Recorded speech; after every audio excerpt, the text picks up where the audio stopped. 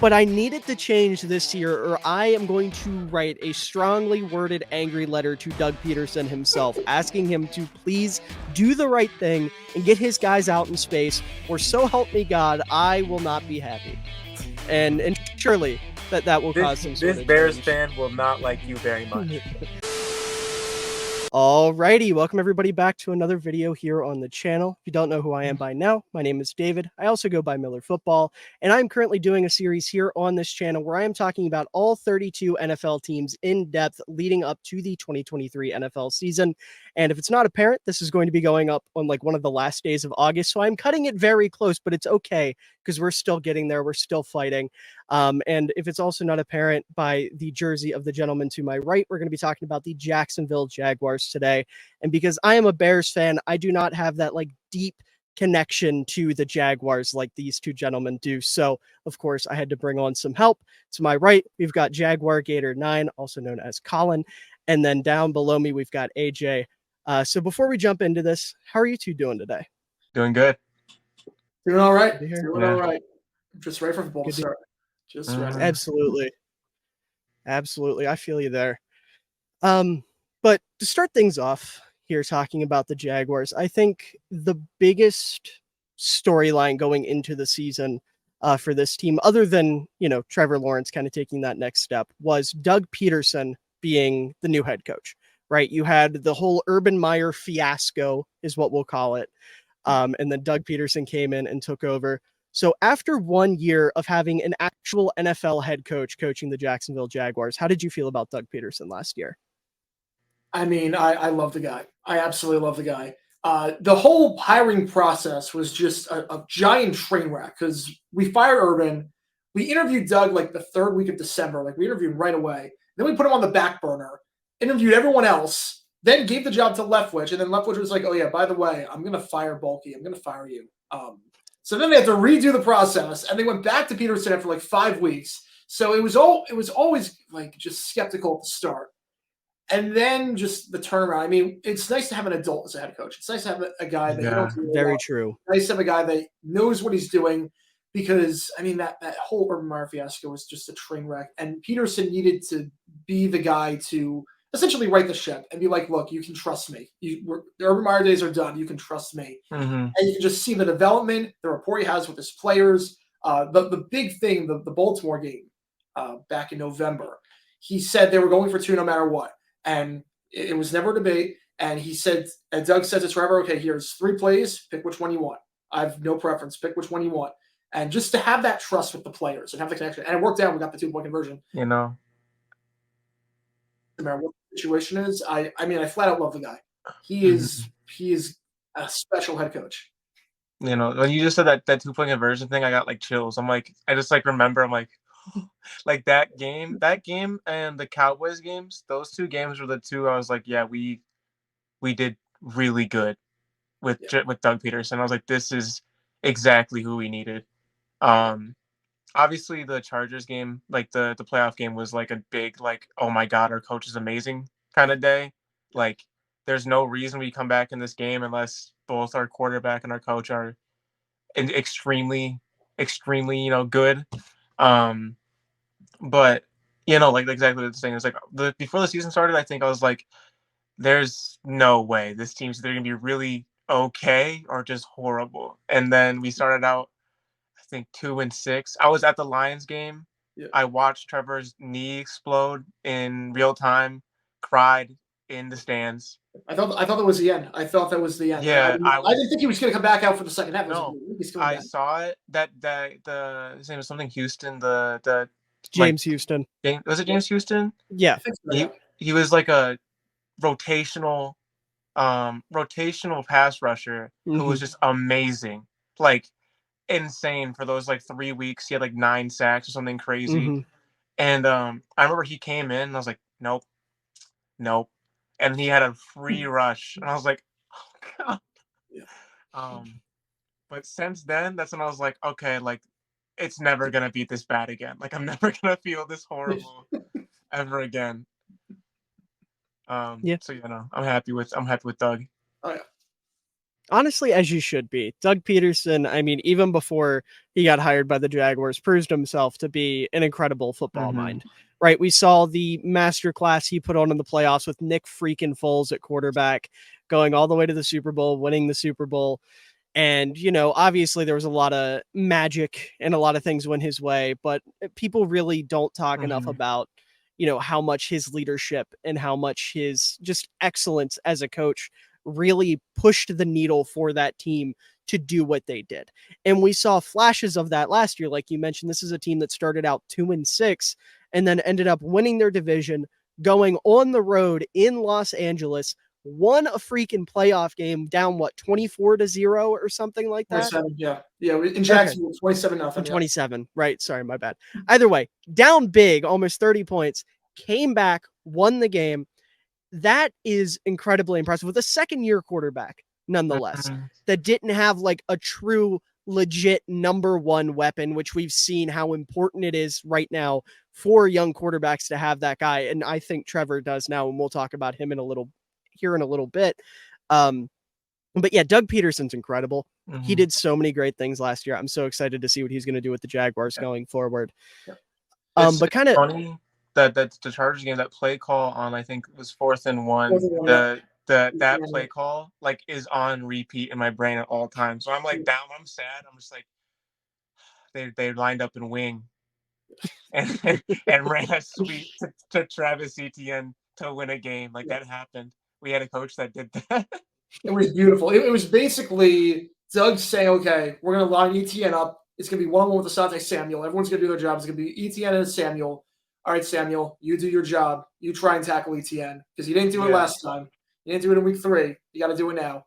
And he didn't do it. It was beautiful. And Asante Samuel was the guy who was pissing me off the entire game. Yeah. Like he got 2 picks and he had 3 PIs that weren't called. I was like, I'm so sick of his ass, please. And then when I saw him fall, I was like, I was 3 picks in the first half. I was like, oh, can you just get this guy off the field, please? I was like, okay. My friend was sleeping in front of me. And so I was sitting there crying silently as I'm watching us win this game. I'll tell you this, Rich. I was at that game. I was lucky enough to be at that game. And no one left the stadium. There was almost this belief when it was like 27-0. When it was 27-0, obviously no one thought we were going to win. 27-7 at halftime. It was like okay, like it's still bad. Once it got to 27-14, though, it's funny. There was just this belief where it's like, you know what, we might do this. I remember I sent a text to my group chat and I said, we're going to win this game. We were down 27-0 after 4 picks, and I went, we're going to win. Like, I'm not worried. Yeah. But I was terrified. Like, I knew there was no real reason to believe we were going to win, but I had this faith. Like, I was like, it's going to be fine. I think before they went to half, who was doing the call for that game? Al Michaels was like, there's been big comebacks before. And I was like, and this is one of them. Yeah. Line that bitch up. I mean, that game was just, it was insane. It was absolutely insane. And it's funny because, in the Blake Bortles era and any other QB that I've seen with the team, I've been a fan since 05. Mm-hmm. Any other time we're down 3-0 in the first quarter, I'm like, yeah, this one's over. We're not going to do that. And we're down by double digits. Granted, maybe not the Charger game, but every game that we're down by double digits, it's 10-0. All right, you know what? Plenty of time. We got a franchise quarterback. We got Doug. We got this. Yeah, and the reason I was so confident, I think, is because of that Cowboys game and that Ravens game where I was watching Trevor Lawrence be so calm. I've never seen anybody. I think I said again the same thing last year. I was like, well, I watched Trevor Lawrence go 1-15 and not look phased. Yeah. And then I watched him be down by 7 to really good teams, like the Ravens with a healthy Lamar Jackson. And there's no we're down and we're against a good roster, and I'm just watching him walk out there with a smile on his face and win a game. Yeah, the thing that makes no sense about last season is that at one point we were down by double digits against the Ravens, against the Raiders. We're down 17-0 to them, against the Cowboys, the Titans, and the Chargers, all at home. We were down by double digits in 5 home games, and we won all 5 of them. Mm-hmm. Which makes no sense when you think about it. Yeah, that's the confidence that was that team was confident. And the thing that was really cool is I watched that offense like the defense would give up points, but as soon as the offense was like, we're winning this game, like you'd walk out there and like Trevor Lawrence smiles, walks out, I'm like, oh, we're good. Like the defense is gonna start playing better. I know for a fact it is. And then Rayshawn Jenkins just becomes the greatest safety known to man. Rayshawn Jenkins looks like prime Ed Reed. Yep. Well, it's 2 games last year. Just like that. It's that it's that white boy swag that Trevor Lawrence just exudes. Yeah, it is so infectious. No, but the Cowboys game, I remember I was like, after the game ended, I was like, Rayshawn Jenkins had like 20 tackles, didn't he? Yeah, and then I was like, wait a minute, Rayshawn Jenkins had 2 picks, a pick six, and 20 tackles. Like that is funny because knowing our luck with the Cowboys game, when that play happened, I didn't celebrate. I did not celebrate when that play happened because I was like, you know what? That's going to be that ball definitely hit the ground. That ball, I'm watching on TV, that ball hit the ground.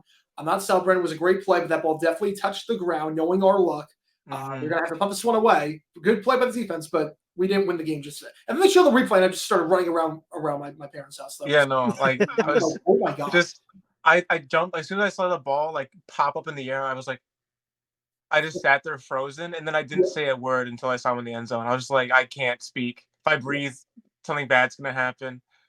He's gonna tear his ACL. Trevor Lawrence is gonna die on the sideline. Like I can't talk. As soon as Trevor had the fumble in that game in the fourth quarter, when he was trying to do too much, trying to run, and do too much, I was like, oh no, it's gonna end like this. Even but even when he fumbled, I was like, okay, like it's fine, it's fine.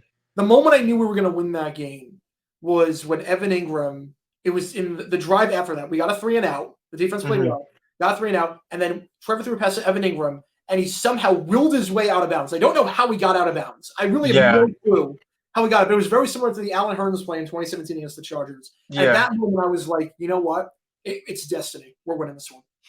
We're winning. There was a lot of moments that like last year I was like, we have to win. There's no way we're not winning. Like the Titans game at the end of the season, I was like, it's close, but we're winning this game. Like we're not losing this. Yeah, as soon as the third down happened, as soon as we scored the touchdown, I was like, yeah, I'm not worried.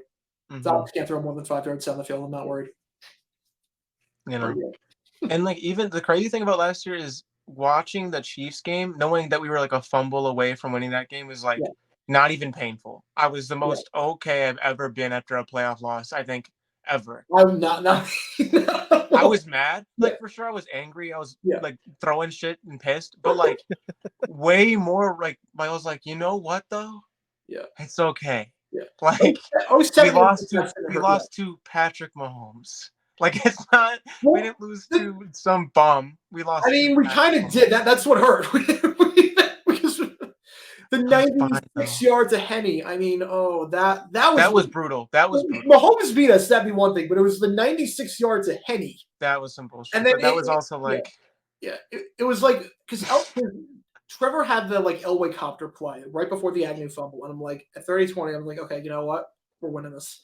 If Agnew doesn't fumble, I'm convinced we win that game. Yeah, I think if Agnew doesn't fumble, we're going to Super Bowl. Like that's how I feel about it. I was like, that's a Super Bowl. Like that was like last year felt like a Super Bowl team.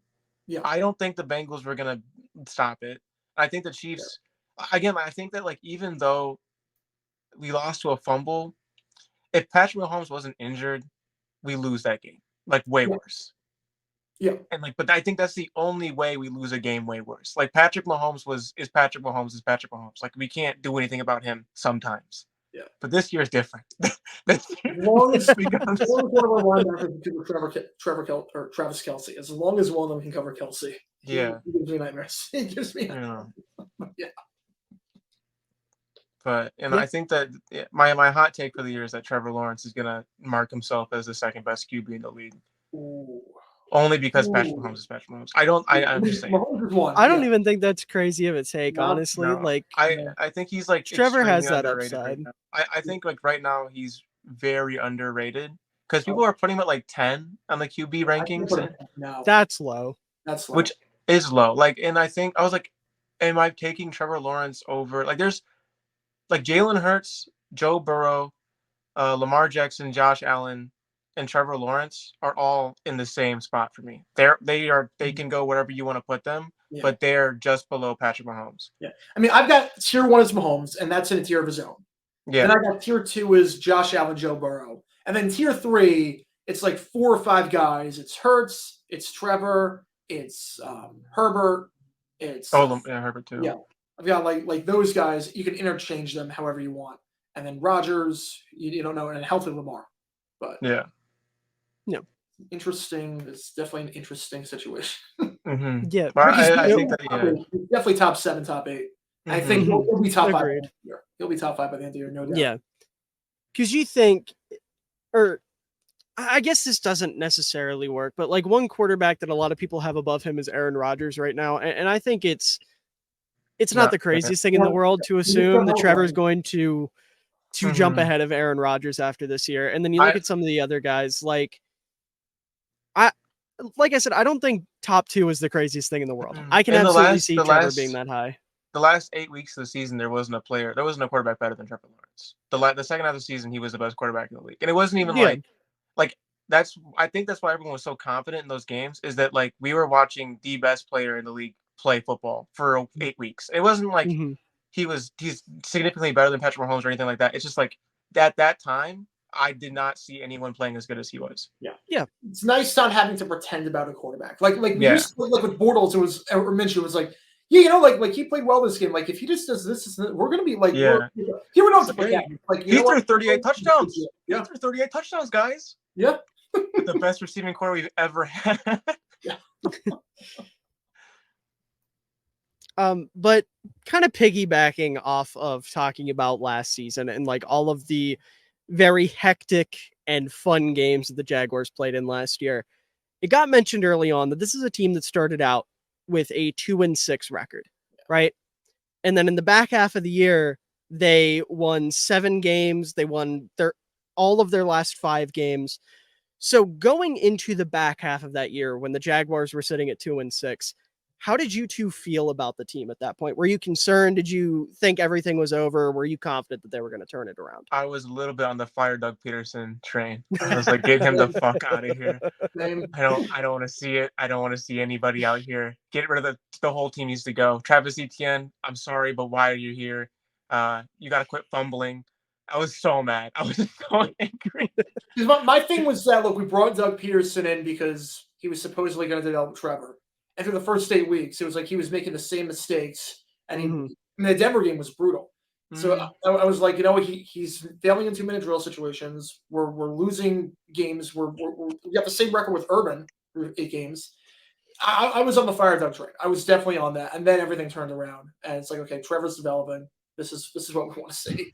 Yeah, I also was watching those games, and I was never like, I'm mad every time we lose. There's never a good loss.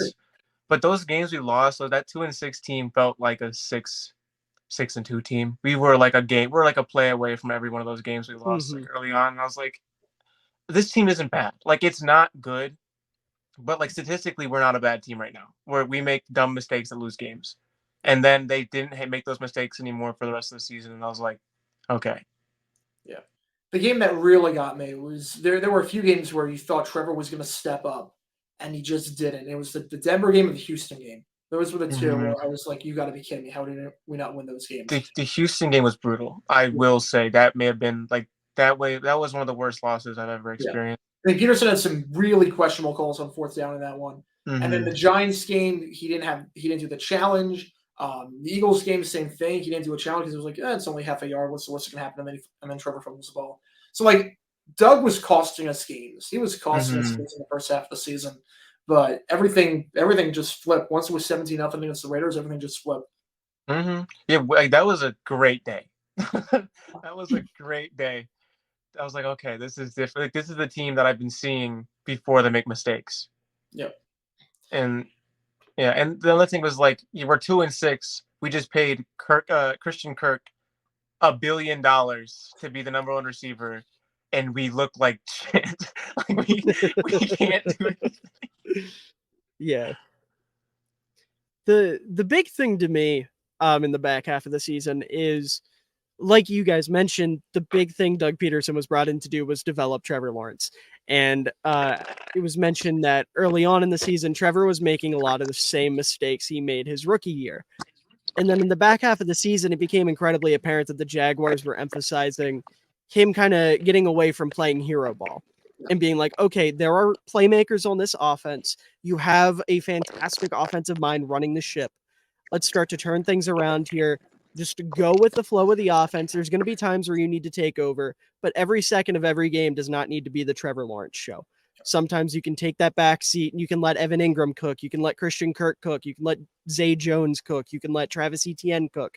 Whoever it is, there are other guys on this offense that can really make a difference. And it felt like in the back half of the year, it finally clicked with Trevor that was the case. And that was when, me personally, I saw a massive, massive shift in what the Jaguars were doing. And obviously the wins came with it. And the Jaguars looked like a real football team in the back half of the year. Not that they sucked in the first half. Like AJ said, they looked a lot better than their record suggested. It was just those mistakes were very, very costly. Yeah. Because the thing was that, like, the Houston game, I think it was 3-3 to start the second half, and we have a big drive down the field. Real football. And then Trevor throws an interception in the end zone. And it's like, just throw that ball away. And then the Denver did the same thing. It's like the first or second drive, we're in the red zone. We have a chance to really put this game, not out of reach, but I mean, it's Nathaniel Hackett and Russell Wilson. And we could pretty much put it out of reach. And Trevor throws a pick in the end zone. Like, what are you doing? You don't have to do too much. And I think once that clicked in his head, it was like, okay, I can throw the ball away. I can just live another day. Like, our team's got me. I don't have to be the hero. That was the difference. That was when it all clicked. And then, like, I can be the hero later. Like when I need to be the hero, like the Baltimore game, I can be the hero. But I'm just gonna, for now, just live another day. And once that finally clicked, because he had to do so much his first year, because he had no one. His top receiver at one point was Laquan Treadwell, and Saquon Austin. Those were, I mean, that's a stacked team if you're 2014 in college, but it's not. Once we learned that, it was okay. Like, you know what? I'm good. I don't have to play hero ball. I'm just going to throw the ball away. I'm just going to live another day. And once he learned that clicked in the second half of the season. But transitioning off of that and kind of looking at where the Jaguars stood record-wise and all that last year, this is a team that went 9-8, first in the AFC South, as AJ and I predicted in the team preview last summer. They actually pulled it off, despite we were convinced, but we were also slightly tentative. But we were right, and that's what matters. Yeah. But this is a team that was 5-3 at home, 4-5 on the road, and then, as I mentioned, 5-0 in their last 5 games. So despite their record being around 500, this was one of the better teams in football. Yeah. You know, like I said, that 2-6 record to start the year really does not reflect the brand of football being played. And I think a good way to look at it is to look at the EPA per play numbers and look at the scoring numbers. These are things that I've been doing for every single team. And apart from their running game, which we will talk about, this was a team that was very efficient. They were 5th in passing EPA per play, 12th in run defense EPA per play, 16th in coverage EPA per play. And then in points, they were 10th in points scored with 404, 12th in points allowed with 350, and then 7th in point differential with 54. But like I said, the run game, not so great. They were 27th in rushing EPA per play last year. So that's kind of where I want to go with this next, is to talk about this run game, because that is my favorite thing in all of football. I love a good run game. I love the fullback position. That's my number one favorite position, favorite thing about this sport. So looking back at the Jaguars offense last season, what do you think were the biggest factors in the run game really not being able to take off and be one of the better rushing attacks in the league? I think it's a few things. First off, I think the first month of the season, we had no idea what to do with the rotation in terms of James Robinson, Travis Etienne. No one could really get hot. Doug Peterson just abandoned the run at random points. I think the Washington Commanders game, I think Etienne had like a very good first quarter and then never touched the ball again until the fourth quarter. It was a very, very weird situation where Peterson didn't really know how to handle that. We also were giving a lot of carries to Robinson up the middle to start the year off. Obviously, the injury to Robinson last or 2 seasons ago against the Patriots, that kind of killed his acceleration, and he was not that good. And we eventually just got rid of him, traded to the Jets. But I think another reason for the running game, definitely, look, I love Etienne. I think he's a great running back, but the fumbling issues, I mean, the fumbling especially the second half of the season was like every single game. It's like, okay, we know he's going to fumble once. Let's just get it out of the way. Yeah, exactly. In the first quarter. And then let's just fall on the ball and like get the obligatory fumble out of the way. It was bad. Etienne really needed to learn how to hold on to the football. So I think a lot of that contributed to the running game. woes, I guess. I mean, I didn't think it was terrible. No, it didn't feel like 27th. Like I've seen bad running games of the team. I've seen the Chris Ivory years. I've seen the Toby Gerhardt. Sure.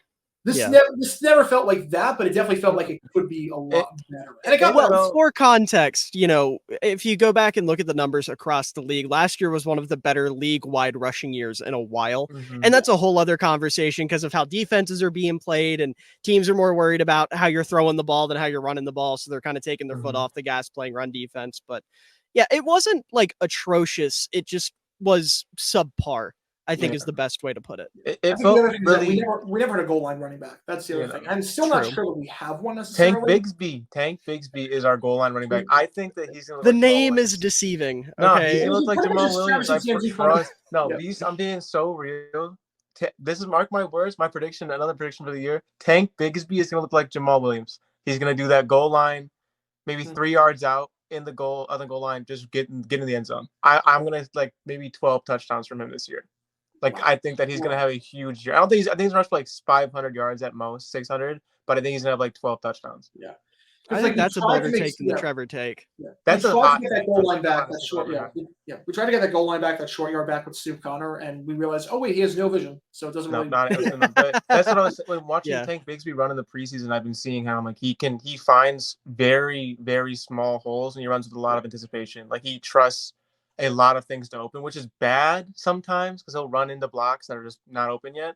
But on the goal line, I can see him being a really, really good goal line back and just a red zone back in general because he's fast. He's not slow by any means either. He's not like he's a just lower your shoulder kind of guy. But I think when it gets down where it's you have to find the only thing you need to do is pick the right hole to go through. He might be one of the better ones in the league at that right now. I mean, he's very similar to ETN in some ways, a bit less acceleration and burst, but more power. But they run very similar. They have very similar running styles. And I really wanted Bigsby to punch it against Miami. I really wanted that. He obviously fumbled at the one, which kind of stunk. But I think that's going to be a good 1-2 punch. My bold prediction is that I think the ETN Bigsby combo will be the best combo we've had since Taylor MJD. I think that'll be the best combo. I'm not saying they're going to be as good, obviously. Taylor MJD is the best running back pairing of all time. But it will be the best that we have had in the last decade and a half.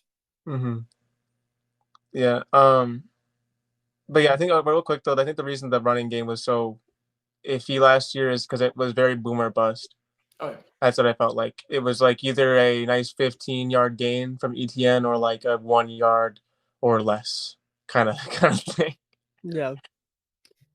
And I think a big reason for that personally was the schematics of it, right? Because you had ETN, you had this group of guys that, like you said, it took a little while to figure out how the rotation was going to shake out and who was going to be the dominant back in the room. But once ETN kind of emerged and took over, he's a really athletic back that can thrive when you're running the ball to the outside, right? Outside zone is sweeping the league. It's taking the league by storm. It is this new hot trend that everybody loves. And the Jaguars were tied for 25th in outside zone attempts with 14% of their rushing plays.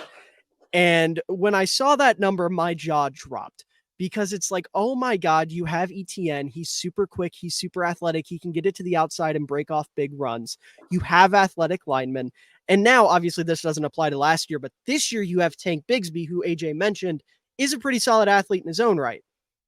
If this team does not run the ball to the outside more often next year, I'm going to lose my mind. Yeah, they have athletic linemen. They have athletic running backs. They have all the tools to do it, but they refuse to. And it was so infuriating. Yeah.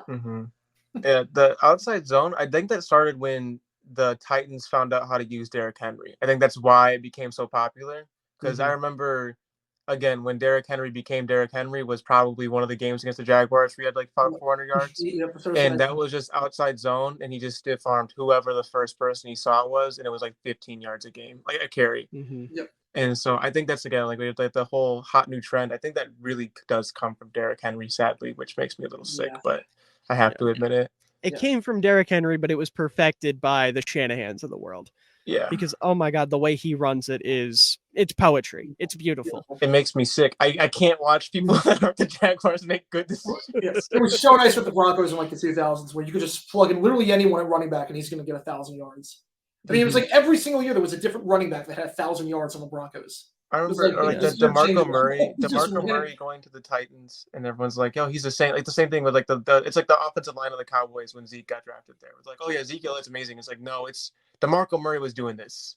Yeah, perfect. He was doing it really well. It's not about Ezekiel Elliott. It's that line. It's like just instead of that, it's the run scheme that's getting these people. Yeah.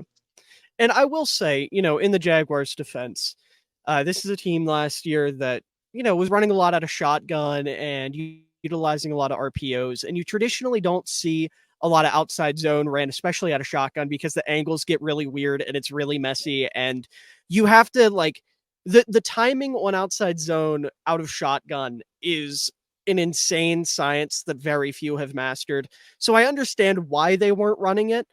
But I need a shift this year. They got to change it up because otherwise they were tied for 6th in inside zone with 31%. Like Colin mentioned, this was a team that was running the ball a lot up the middle with James Robinson early in the season. And it just wasn't working because James Robinson had no juice left. They were 29th in duo with 9% of their rushing attempts, tied for 14th in power with 9% of their rushing attempts, tied for 15th in counter with 6%, tied for 15th in draw with 2%, and tied for 5th in pin and pull with 13%. So this was a lot of between the tackles running is what the Jaguars were doing. And with James Robinson, that makes sense because that's even without the juice, he's a bigger, bulkier back that can take on that type of contact. ETN's not. He's just straight up not. You need to get him to the outside. You need to get him in open space. And like I mentioned, you've got linemen on this team that can move and go out and hit somebody in open space. I know it's a passing league. I know people only care about the big, sexy quarterback numbers, but the run game's still really important, especially if you want to take pressure off of a quarterback. And Trevor Lawrence, with all of the hero ball he was playing, you want to take that pressure off of him and let him know, hey, the guys around you got your back. This doesn't need to be the Trevor show all the time. And obviously he fixed that in the back half of the season, like we said, but I feel like it would double down on that if they could really get this run game going. Yeah, I think another reason it was a lot of less outside running is because we had, for most of the season, our outside, our tight end was Evan Ingram, who's going to be the main blocker to set up that outside run. Fair. Yeah. And Evan Ingram's not a horrible blocker by any means. He's not good at all, but he's not horrible. But you don't really base that running scheme off of Evan Ingram's blocking ability. That's just kind of the issue. That's kind of I'm kind of happy with Brandon Strange and I'm happy that we're bringing in more tight end help this season, especially for that reason. Yeah, I think like you were saying, AJ, I think the thing with the tight ends last year, obviously Ingram's not really much of a blocker. Dan Arnold's not really much of a blocker. And then Manhurts is pretty much exclusively a blocker. You know exactly if Manhurts is in the game, he's going to be blocking. Yeah. Now we have more versatility at tight end with Strange and Farrell as the two backups behind Ingram. So I think that's going to change just a little bit this season. Yeah. I think Doug likes the tight end. He's going to run a lot of 1-3 sets. I think Doug loves that a lot more. We're going to see a lot more 1-3. We saw it a lot in the preseason. We're going to see a lot more 1-3 this year, which is going to be good for the running game. It's going to be good. Yeah. 1-3 as opposed to 22, considering the move they made today. Breaks my heart. We'll talk about that when we get to the draft. But AJ, were you going to say something? No, I was going to say it's a sad year to be a Zay Jones supporter. It's going to be really, really sad. I love Zay Jones so much, but I know his numbers are dipping hard this year. He'll still have his moments. You can't have a cold name like Zay and not have your time to shine. He was the light of my light last year. But yeah, the overall vibe with the run game, like I said, I understand why the scheme was the way it was, but I need it to change this year, or I am going to write a strongly worded angry letter to Doug Peterson himself, asking him to please do the right thing and get his guys out in space, or so help me God, I will not be happy. And surely that will cause some sort of change. This Bears fan will not like you very much. Exactly. This Bears fan and small YouTube and TikTok content creator will say mean things about you on the internet if you do not get it together, Mr. Peterson. But jumping over to the passing game and some of the passing numbers, these aren't pretty, but it didn't matter because the team was great at throwing the football.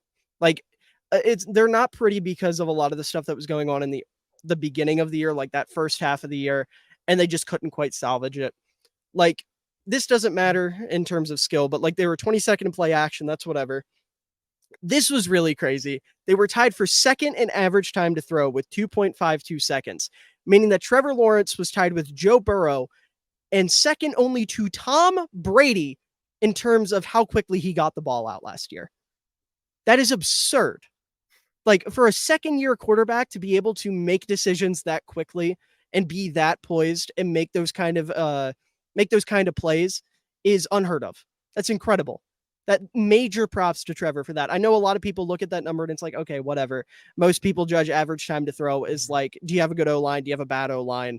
That's not the case. It's just Trevor was that quick at reading defenses. In fact, Trevor in his second year was doing something that most, veteran quarterbacks do where he almost knew where he was going before he snapped the ball, right? He had his predetermined read. If that guy didn't get open, obviously he'd have to do something else. But like a solid 90% of the time, he knew where the ball was going before it was even snapped. Yeah. And that usually takes a little while for quarterbacks to really adjust to and be able to do. Like, for example, you look at another quarterback from his class, my quarterback, Justin Fields. He's not to that point yet, right? Mm-hmm. Trevor was like that year 2.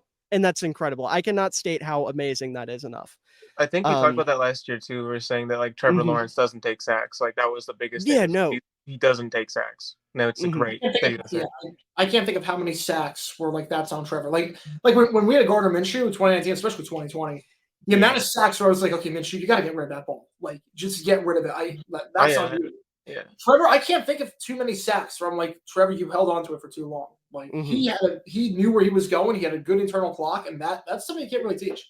No, absolutely not. It's all feel, it's all vibes. And Trevor has some of the best feel for the game out of any quarterback in the league already headed into year 3. It's absolutely incredible. He is, in my opinion, everything that was promised. You look back and he's this quarterback that was the best thing since Andrew Luck. That is correct. I think 100% early on in his career, he has shown that he was as advertised. And I think that average time to throw and then also his ability to avoid sacks and not take unnecessary sacks like AJ brought up are 2 like key factors in that and 2 things that really, really point to that growth and that quick development as a quarterback. But outside of that, some less fun numbers. They were 28th in air yard percentage with 52.6, meaning only 52.6% of their yards actually came through the air. There was a lot of after the catch stuff for this team. They were 29th in average depth of target with 7.6. They were tied for 18th in yards per attempt with 7.1, and then just 15th in big time throw percentage with 3.8.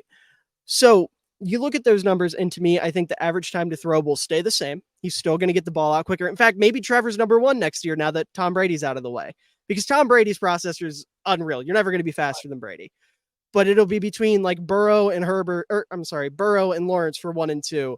And there's a world where that number improves. And then I think everything else will also improve. That air yard percentage, average depth of target, big time throw percentage, yards per attempt, that's all going to go up.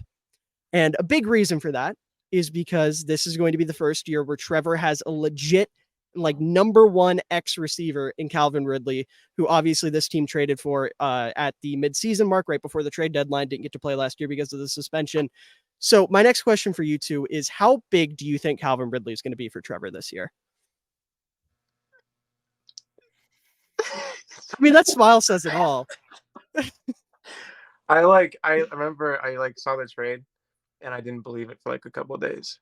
I was like, nah, we don't get Calvin Ridley. That's not a guy that goes to the Jaguars. That's not a Jaguars receiver. Calvin Ridley, he's cool. Like Christian Kirk, that's a Jaguars receiver. I'm not even hating Christian Kirk, but like we pay big money for Christian Kirk. That's the Jaguars like receiving. That's what in my brain. Like we got a cool guy, Allen Robinson, gone. We don't pay him. We pay Marquise Lee. You know what I mean? Now we got Calvin Ridley, who's like legitimately is a star. Like before the suspension, he was supposed to take over for Julio Jones. Like he was the guy that they're like, we are okay losing Julio Jones because we have Calvin Ridley. And that's like made my heart jump on my chest. I was like, this is ridiculous. Like we have a guy. Like that's a dog. we've never had with Trevor a true jump ball guy. We've never had a true deep threat like that. Everyone's been 6'3" or under. Now, like tight end 6'3", and then every receiver is like 6 foot or less. And we have a guy now in Calvin that can go deep, and Trevor can just throw it up for grabs. And Calvin, if it's in the vicinity, Calvin's going to come down with it. But we saw the Miami game. We saw the Miami preseason game. The back shoulder catch that he had. They showed the angle of where Trevor threw the ball. If you watch the old 22, they showed the angle of where Trevor threw the ball. The quarterback was here, and Ridley was like here. And the quarterback was still tight coverage, and like there's still like he was not open. He was not open at that point. He was like a solid like 5 yards back. He was not open at all. Having a guy like that now Trevor can just throw up to, and we can go deep. That's huge. We never had that before. We never had that deep ball guy. The only chance we had at going deep before, and that was with Zay Jones, and that was if he gets to buy the defense. We've never had a guy that can take a corner on one-on-one and just moss you. And now we have that with Calvin. He caught every single target thrown his way in the preseason. He's looked amazing in camp. The rapport between the two is just incredible. I'm pumped about him. I think it means a lot to me, man. Yeah. It means something to me. And what's nice is that we almost did it in reverse. So what happened was that with Bortles, he developed a lot of bad habits because part of it was he had Allen Robinson. And he would be like, you know what? I'm going to throw it up there and hope Allen gets it. And it worked, but he developed a lot of bad habits that way because he did with a lot of other receivers. But now it's like, okay, Trevor did the hard stuff already. He had to make stuff happen before getting the jump ball guy, before like throw it up, he's going to be there. And now he's got that. He's learned the fundamentals. He's learned the basics. He knows how to play QB. He knows what to do. And now he has that extra weapon that he can do that with and play around with. I think if Trevor Lawrence was given that receiving core that Blake Bortles had, we would have a Super Bowl right now. We'd have probably two. That was insane. Like, I don't think we appreciate that trio of Marquise Lee, Allen Hurns, and Allen Robinson at all. Like, how incredible that group was because of how bad Blake Bortles became. Yeah. And third down, Brian Walters, he was always open. Always open on third down. And our guy Keenan Cole. That was it was everybody. That was such a good. And I think Mercedes Lewis on the team then. It was just a great legend Mercedes Lewis. Yeah. Take good care of him. We love him in Jacksonville. We love him. No, listen, I have a soft spot for blocking tight ends, man. I'm so pumped at Mercedes Lewis, even though he's like 67 and can do nothing but block. He's the only one from his draft class on the league. Mm-hmm. He's still good too. He still has not shown himself. Yeah, he's just a good run blocker. He's an extra tackle out there. Yeah, literally, it's great. Like, not to get too off topic, but that's why I'm so happy about that signing, because you have Chicago with two young tackles on that team, and you bring in an experienced veteran like Mercedes Lewis. The double teams are going to go crazy. He's going to do them so many favors on double teams. But yeah, it's incredible to see, or to just, almost fantasize about what Trevor and Calvin Ridley are going to do next year. On top of all that, he's wearing number 0, which is cold as fuck. Agent 0. Exactly. It's perfect. But anyways, jumping over to the defensive side of the ball.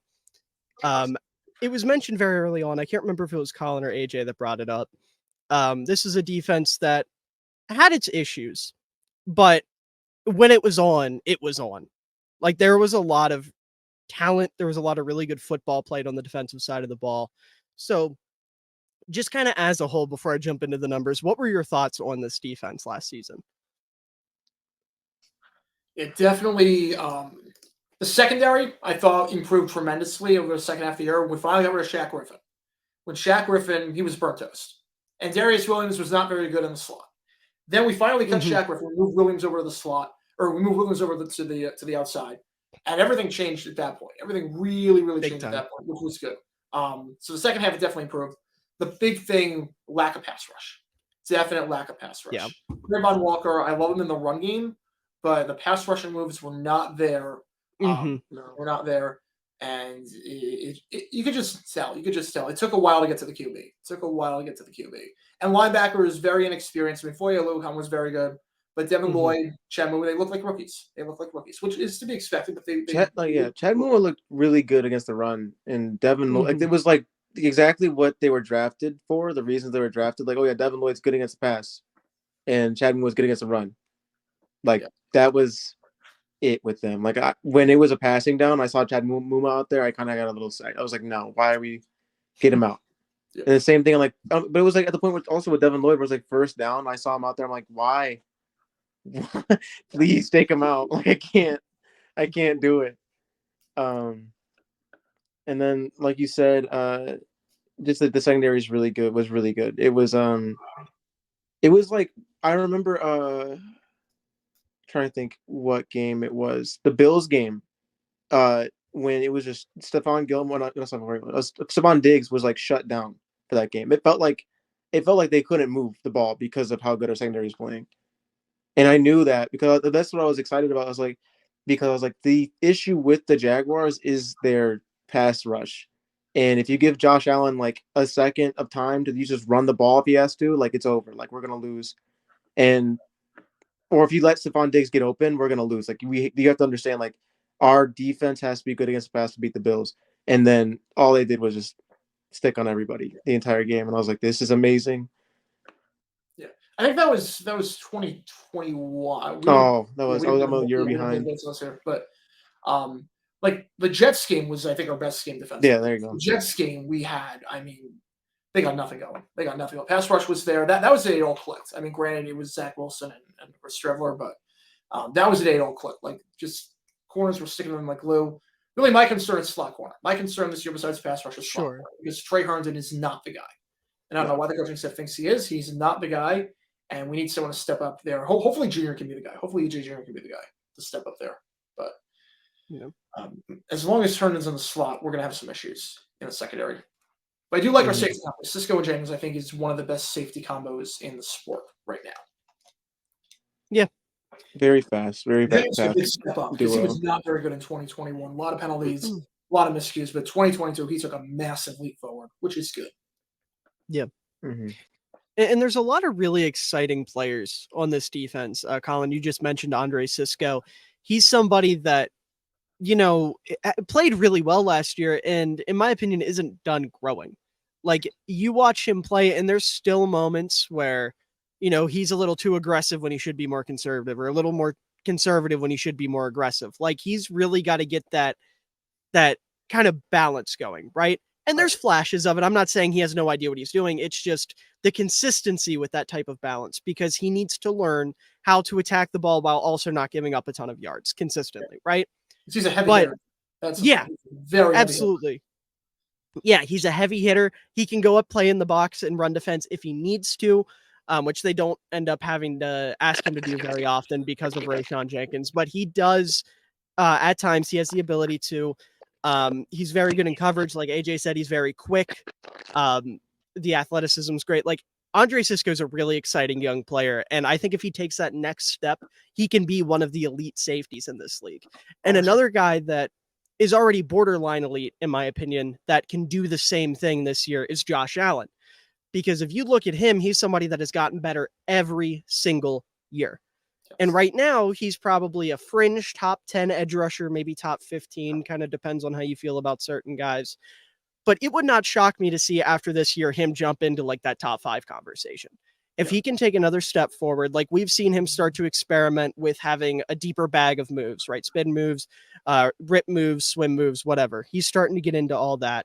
He's starting to realize he can't just rely on his athletic ability or his power all at once, right? He's got to kind of balance those two, and he's starting to really realize that. He's getting a lot better in run defense every year. He sets a really strong edge. That's like one of my favorite things to watch an edge rusher do, is set the edge, force a run inside, and let a linebacker clean up. Like I love the little stuff like that, and he's very, very good at that. So Josh Allen and Andre Cisco are two guys that, like, I'm really, really excited to see what their development's going to be like this year, because I genuinely think those two guys can be elite talents on this Jacksonville defense. And then on the other side, obviously Trayvon Walker got brought up, and kind of like as an aside to the defense, how do you guys feel about him a year into his career? Because obviously you took him with the number 1 overall pick over 2 edge rushers that arguably had better seasons last year. Really quick. I live in Detroit, so I know what Aiden Hutchinson did. Mm-hmm.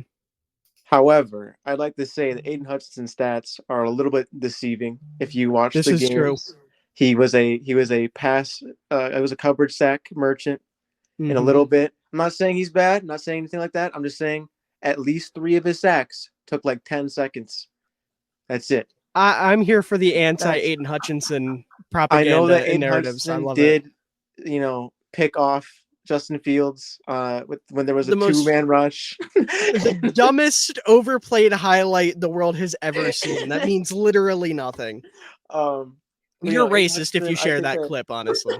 Yeah, I think Aiden Hutchinson, his stats were a little bit bloated. But I still think he's very good. I think that Thibodeau is also very good.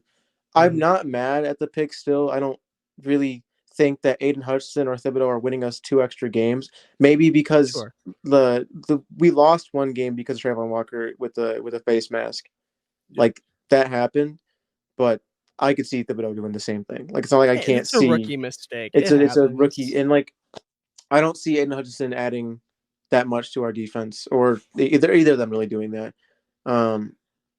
Too much where I'm like, you know what, we needed them so bad to save our season. Sure. And I still think that like what Trayvon Walker added in the run defense wasn't like it's enough for me to feel okay with like losing a lot in the pass rushing part of it. Yeah, Walker is an interesting case for me. He's an interesting case because on one hand he provides incredible support in the run. He can take guys on one-on-one. He took Henry on one-on-one. There was a play in the fourth quarter against the Titans, the final week, it was in the fourth quarter, and I think there was like 10 minutes left in the game. And Henry tried stiff-arming Walker, and Walker just threw him to the ground. And any other defensive end, any other year, we don't do that. Any other year, Walker was very good against the run. You can't run on his side. On the other hand, the pass rush was not there. And on the other hand, there was just so much inconsistency and stupidity with the penalties. The Houston game had a big penalty, in the Chargers game. At one point, fortunately, it didn't matter, but there was a big penalty at one point in the Chargers game in the fourth quarter. And he's had a few questionable penalties as well that he's just got to clean up. He just has to clean up because it's been he's cost us a few drives, maybe not games, but drives at least with his not antics, but with his mistakes. Extracurricular activity. I'll put it that way. He just has to know when to tone it down. But run support is great. Pass support, we got to see.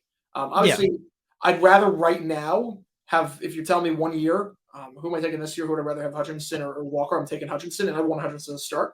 But I don't think Walker was necessarily a terrible pick. I think he definitely provided a lot of help. He just needs to grow. He was a very raw prospect coming in. But the thing is with Walker, you drafted him knowing that he was going to be a little bit of a project, right? And a project even is kind of like overblowing his issues because, as you guys mentioned, he is a tremendous run defender. He has the strength. He has the ideal athletic profile for someone that can, again, like I said about Josh Allen, set a really strong edge and take on, super strong tackles and running backs and whoever one-on-one and win.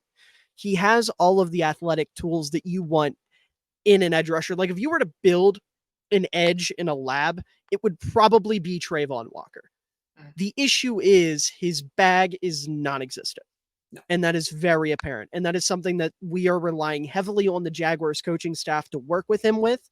And while I'm not saying it's impossible, we have seen this type of experiment fail before with a certain Kayvon Chaisson. And I'm not saying that I think that Trayvon Walker is going to be Kayvon Chaisson, but he's already saying, he's already right. That's very true. He is already better than Chaisson. Kayvon Chaisson was like 6'3" and 230 pounds, and like he was athletic and he was fast and he could do, but he was like, what are we doing? what are we doing?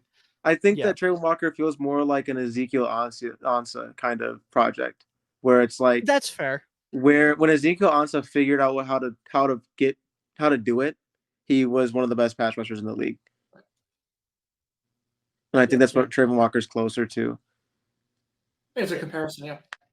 That's a name I haven't heard in forever, but you're absolutely right. Like I agree with that 100%. And I wasn't bringing up Chaisson because I think him and Trayvon Walker like a 1-to-1 comparison. I'm just saying like that's something a lot of people are going to point to when it comes to Trayvon Walker. Like if you bring up the fact that, oh, he needs to work on this, this, and this, it's going to be, oh, well, here we go again. We've seen this in Jacksonville already. We saw what their coaching staff can do, blah, blah, blah. And I don't think that's going to be the case. I think Trayvon Walker is going to be a damn good football player. And I'm with you guys. I don't think it was a mistake to take him number 1 overall. Sure, the return wasn't immediate, but you knew that going in. You knew you were drafting a guy that was going to take a little more time in the lab to really get to where he needs to be. This is not a surprise. This shouldn't come as a shock to anybody. In fact, I would say Walker last year played a lot better than I expected him to as a rookie, despite some of the penalties and despite, some of the lapses in his pass rushing. I think at the very least, his run defense made up for a lot of that. And I think that's the other big thing when it comes to like the narratives and agendas that get pushed. People want to see the sexy stuff. They want to see the high sack numbers. They want to see the highlights of your defensive end picking somebody off or whatever.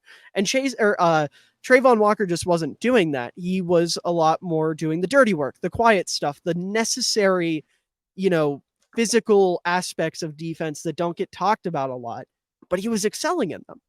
Yeah. So Trayvon Walker is someone just like Cisco and like Josh Allen that I think can be a legitimate force on this Jaguars defense. I don't know if I think he's going to jump up with Josh Allen into like the elite edge tier, but I do think he can be really damn good, at least as a number 2, like as a Robin to Josh Allen's Batman, so to speak. Yeah. I think the thing with Walker was that we didn't, if we were in any other division, I think we draft Hutchinson first. I think we drafted Walker specifically to get past the Titans. And we did that. That's fair. I mean, because he's that good of a run stopper, and he can take Henry on one-on-one. Now, any other division, I think we take Hutchinson when we don't think twice about it. But I think for what we had to get past, and I'm not sure if that's the right strategy or not, but I think for what we had to get past, we took him to beat the Titans. Yeah. And I mean, again, there's nothing wrong with that. It's always going to come down to, like I said, when people are talking about and evaluating and ranking defensive linemen and edge rushers specifically, they want the numbers, they want the sexy stuff. And I don't know if Walker's ever going to be a guy who's going to get a lot of the sexy stuff. Like, I think he'll get better as a pass rusher, and I think we'll see him put up more sacks than he did last year. I don't know what his numbers were off the top of my head, but I think we'll see an increase. But I do think as their careers go on, Thibodeau and Hutchinson are going to be more highlight merchants, so to speak. They're going to get the sexier plays. They're going to make the bigger plays. They're going to get on Sports Center and NFL's Twitter posts and all that. But I think Walker is going to be somebody that those of us who are actually paying attention and watching the games and know what an edge rusher needs to do and, the nitty gritty of it, I think he's going to be someone that, film nerds such as myself are always going to be higher on than the public consensus or the media consensus. Now, there is a world where his athletic traits on top of him, like really getting into his bag and developing a bunch of moves where he's a world beater. I'm not saying he can't do that, but I'm saying if we're going for like a conservative outcome, I think he's somebody that at the very least film nerds are going to be a huge fan of. So moving on from that, unfortunately, AJ had to go. His Wi-Fi went kaput, so it's just going to be me and Colin for the remainder of this. But that being said, just looking at some of the numbers real quick for this defense, and then we're going to jump over to the offseason. This secondary, and specifically like the coverages they were running, were very dependent on the corners last year. And I know that's weird to say because obviously it's a secondary. It's going to be dependent on the corners. But this team was top 10 in cover 1. And they ran cover 1 not more than any other coverage. They ran cover 3 more than anything. But relative to the rest of the league, this was a team that ran a lot of cover 1 and a lot of cover 2 man. They were 19th in cover 0 with 1.2% of their snaps on defense being cover 0. They were 8th in cover 1 with 24.8% of their snaps, tied for 15th in cover 2 with 14.5% of their snaps, 20th in cover 3 with 32.3% of their snaps, 25th in quarters with 9.3% of their snaps, 20th in quarter half with 7% of their snaps, and then 12th in cover 5 with 1.9% of their snaps. And like I said, that amount of cover 1, this is a defense that was very reliant on their corners just manning up and doing their job, just getting after wide receivers. And the biggest name that benefited from that was Tyson Campbell, who I felt like really came into his own last year. And Colin, I want to ask you, do you think Tyson Campbell can be a legit number one corner in this league? Or do you think he's more of a CB2 disguised as a CB1 and they're waiting to find that true number one guy? I think he already is. I think he already is a top corner. I think he's the most underrated defender in football right now. I think he's a top 10, borderline top 5 cornerback right now. The big thing with Campbell coming out of college, and by the way, the 2021 draft, our first 5 picks, you want to talk about how you build a team. Trevor Lawrence, Travis Etienne, Tyson Campbell, Walker Little, and Andre Sisco. I mean, that's how you build a team right there. But in terms of Campbell, the big thing with him when he came out of college was he had all the traits. He could man up on any receiver in the world. He just couldn't know how to locate a football. He could not track the ball in midair to save his life. And something in the second half of the season clicked in 2021. And once that clicked and he learned how to track the ball in the air, it really carried over. And I think he had a great year in 2022. I mean, he blanketed guys. And especially in this division where there's no true number one receiver. That's the nice thing about playing in the AFC South. 6 times a year, now that AJ Brown's out, there's no true number one receiver out there in the division. DeAndre Hopkins is there now, though. Yeah, but he's in his mid-30s. He's not the same guy he was. I mean, okay. We're projecting DeAndre Hopkins to fall off this year. I get it. I mean, I respect it. It wasn't the same in Arizona. I mean, sure, he's still Hopkins. Like, it's still going to help the Titans out, but he definitely is. He's not what he once was. Okay. But 6 times a year, Campbell's going to have the advantage, and you can just have him on an island on that side of the field and let the defense do the rest of the work. And that is even monumental this year. Like, we were very fortunate that we were in a division that I'm not saying it's an easy division by any means. The Titans are still Titans, and if everyone stays healthy, they're still going to be very good. But we're in a division where there's no true number one guy where you have to really focus on him. We're in a division where Tyson Campbell can just blanket whoever the top guy is, and we can just let the rest of the defense do the work, and let Campbell, we can trust him to do the one-on-one stuff. Yeah. And I like that you said you think he already is that number one corner. I love that because I know Jaguars fans in particular, obviously you guys know how great he is, but I feel like a lot of people that watched Jaguars football last year hold that same opinion you do, that he's one of, if not the most underrated defender in football. Like, Tyson Campbell is absolutely incredible. He has everything you want from a corner on the mental side of the game. Like, his anticipation's great. His reactionary quickness is great. All that good stuff.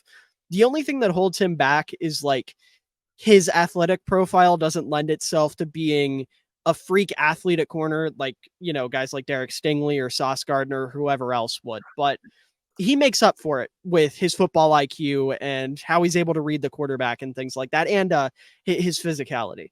So even then, it's not like a detriment to his game that he's not the most athletic corner in the world. It's just the only thing that holds him back at all, right? Like, that's the only knock to his game is what I'm trying to say. Yeah. His football IQ is through the roof. I mean, I can't remember. I mean, I'm not sure the exact numbers. I never remember him getting called for a penalty in terms of like a deep ball pass interference or anything like that. Like, I see it with Trey Herndon all the time. I saw it with Shaq Griffin last year and the year before. But you never see it with Campbell. He's very smart and knows how to locate the football now, which is really, really good to see.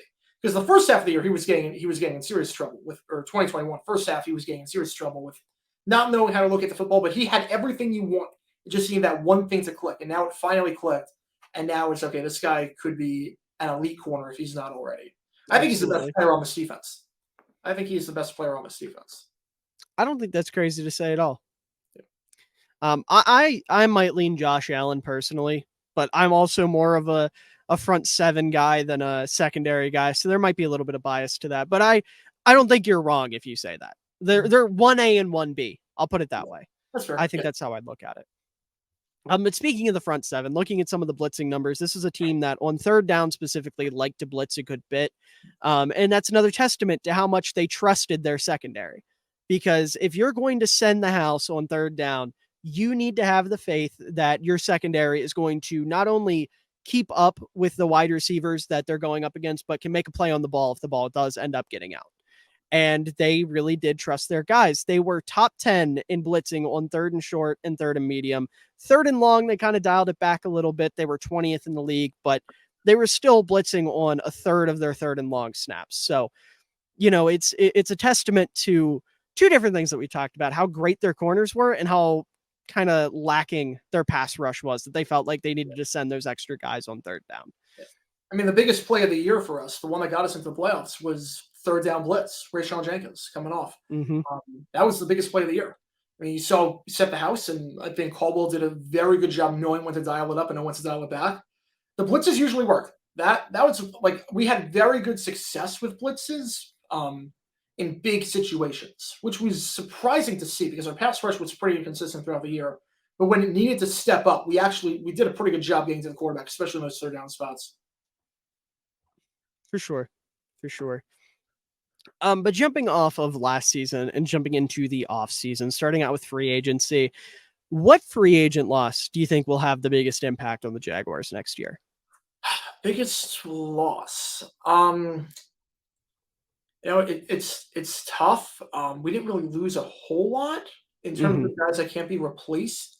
I guess the big one for me, I know a lot of people are thinking Jawan Taylor because big time tackle, went to the Chiefs. I mean, we got their own defensive pick, but I like what Anton Harrison's done this preseason. Sure. I think Little and Harrison is a very good bookend combo, and Taylor was inconsistent.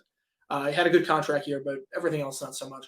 I think the big one's gonna be Arden Key. I think Arden Key is the biggest loss in terms of having that rotational piece, because Arden Key was good for, I think, 6 sacks last year. He was big in clutch situations. The pass rush, again, big worry this year. And Dwan Smoot and Arden Key, those were the 2 rotational guys that really stepped up. Smoot got injured. He's still back, but he got injured. I don't know when he's going to necessarily play, when he's going to be at full strength. And Key having to go to the Titans, that one hurts a bit. That one hurts a bit because we need some other guys to step up. I think Yasir Abdullah could step up for sure.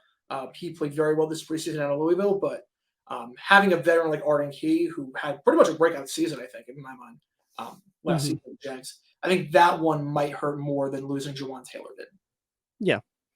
And you hit the nail on the head specifically with Taylor, talking about what you have to replace him, because that's the big thing too. I'm a big Anton Harrison fan. I think he might have been the safest tackle in the class, at the very least, and getting him in the back end of the first round, which we'll talk about when we get to the draft, was good value. And obviously Walker Little's played well.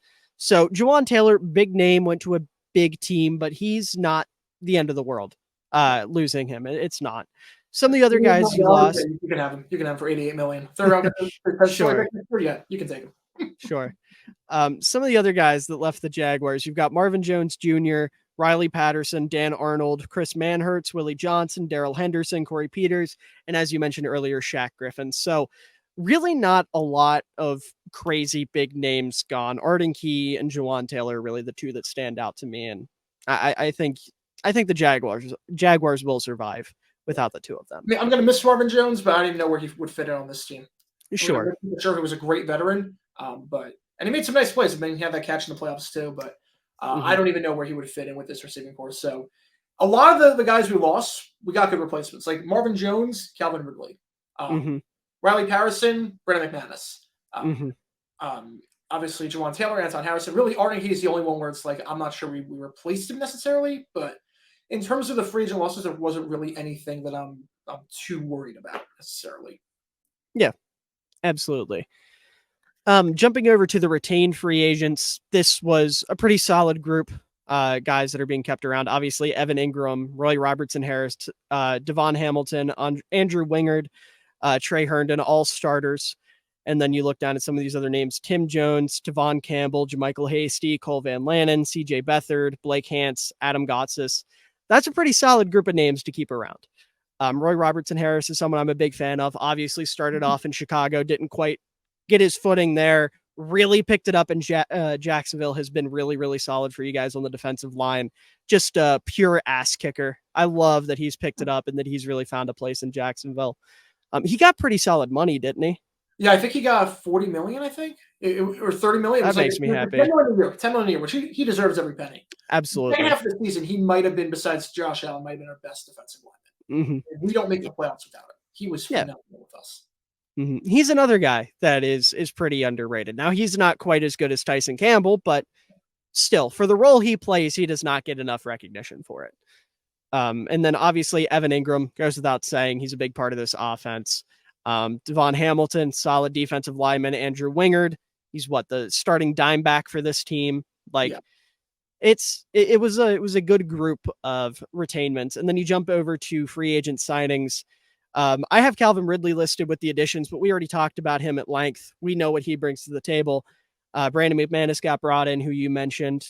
Dearness Johnson's coming over, which I don't know how much usage he'll get. I don't know what the plan is with him. I didn't really watch the Jaguars in the preseason, so I don't know what the snap count was looking like for the running backs there. I mean, Johnson was good. He'll be the 3. He'll be the number 3 running back. Okay. I'm not sure how much he's going to play necessarily, because obviously it's going to be Etienne and Bigsby just rotating in and out. But Johnson's going to be a nice change of pace. I think he'll probably get like 2 or 3 carries a game, but he was very good in Cleveland. Okay. I mean, he was called upon when Hunter and Chubb were out, and he had over 100 yards on the Thursday night game against the Bengals. So he's going to be good. I mean, as a number 3, you can. I mean, he's one of the best 3 backs I think in football. Absolutely. Absolutely. Third best option. I mean, that's great. Yeah. A couple other names here: Jacob Harris, Chandler Brewer, Henry Mondeau, Michael Dogby, and Josh Wells. Nothing too crazy there. It wasn't an offseason of a lot of additions in free agency, although Dearness Johnson and Brandon McManus, I do think, were 2 pretty solid signings for the Jaguars. But jumping into the draft, this is a class that I'm kind of conflicted on. So before we talk about my thoughts on it, who was your favorite draft pick for the Jaguars? Favorite draft pick? It was a weird draft in the sense that usually I'm so used to picking early on, like knowing exactly what I want. And this year is like, actually, I don't know. I think my favorite pick, I really like what Tank Bigsby can do. I really like what he can do. Interesting. Okay. I think Tank Bigsby might be my favorite one, especially with the way he played this preseason. I mean, he runs very similar to Etienne, and I love the guy. I love the guy so far. But I do like Brandon Strange. I liked him a lot coming out of college. He could be a very good number 2 tight end. Really, Ingram's not a blocking tight end, so having a guy like Strange that can really be a jack of all trades, and he was asked to do a lot this preseason. He did a lot. I think Strange and Bigsby are the 2 that I really, really like. And then Yasir Abdullah, another one I really, really like. Had a very good preseason, 5th round pick, and he looked very, very good. He could be a very good rotational piece. He's going to fill in that Arden Key role. Yeah, for sure. I want to say real quick before I get into my thoughts on the draft, AJ just texted me and wanted to say that another hot take of his, since he was hitting us with the hot takes, is that Tyson Campbell is going to solidify himself as a top 5 corner in the league. Yeah. So Jaguars fans, as per usual, think Tyson Campbell's really fucking good at football. And as they should. He's incredible. He is absolutely amazing. But before I get into my thoughts on Brenton Strange and Tank Bigsby, because I don't necessarily agree with you. My favorite pick for the Jaguars was Parker Washington. I love Parker Washington.